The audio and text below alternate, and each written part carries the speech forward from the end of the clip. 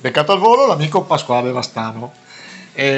Pasquale è personaggio eclettico, regista, musicista, animatore, ma soprattutto hai un cuore così.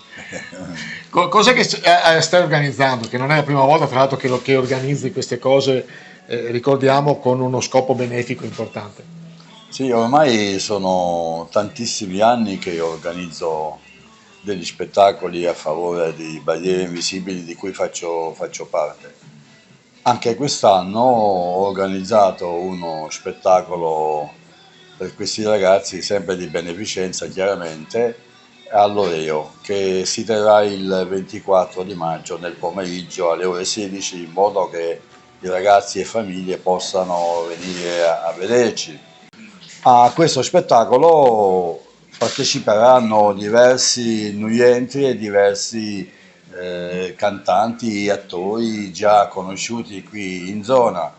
Verrà aperto lo spettacolo da Federica Erdman, una ragazza che reciterà una poesia. Tra l'altro questa ragazza ha già scritto 2 libri e si sarà in procinto per pubblicare un terzo libro.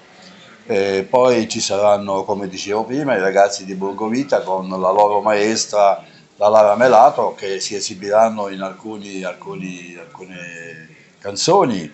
Poi ci sarà Federica Daré, la Enrica Zanellato, la classica e intramontabile Emanuela Spadon, il new entry di Anna Maria Bragion, il ritorno della Anna Beltrame, che è stata anche una mia allieva. Poi ci sarà una ragazzina giovanissima che ho trovato guardando un po' le esibizioni qui intorno al Delta, il nome di Leslie, il suo nome diciamo di battaglia. Nome Poi d'arte, dici? c'è il nuiente di Cristian Gianni, un ottimo cantante, molto molto molto bravo. Inoltre c'è Daniele Barbierato, che è un mio allievo, che canterà alcune canzoni mie inedite. Poi ci sarà una partecipazione straordinaria, perché io sono un po' un matterello per la lirica. Ci sarà Margherita Maria Ferrarese, una ragazza che si è laureata da poco, un soprano che canterà alcune arie famosissime in tutto il mondo.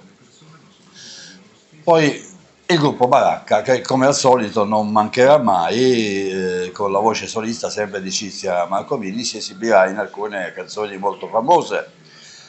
Ci saranno anche delle coreografie della scuola di danza di Cavazzare, dei maestri Siro e Morena.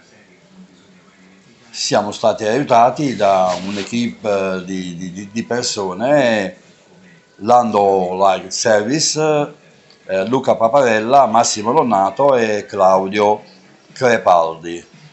Il tutto, ci tengo molto a precisare che tutte queste persone vengono e partecipano senza alcun compenso e quello che verrà ricavato sarà devoluto per l'acquisto di un pulmino per Barriere Invisibili. E a tale proposito si possono fare delle donazioni, così in modo da poter alleggerire i costi di questa società che si prodiga per i ragazzi disabili.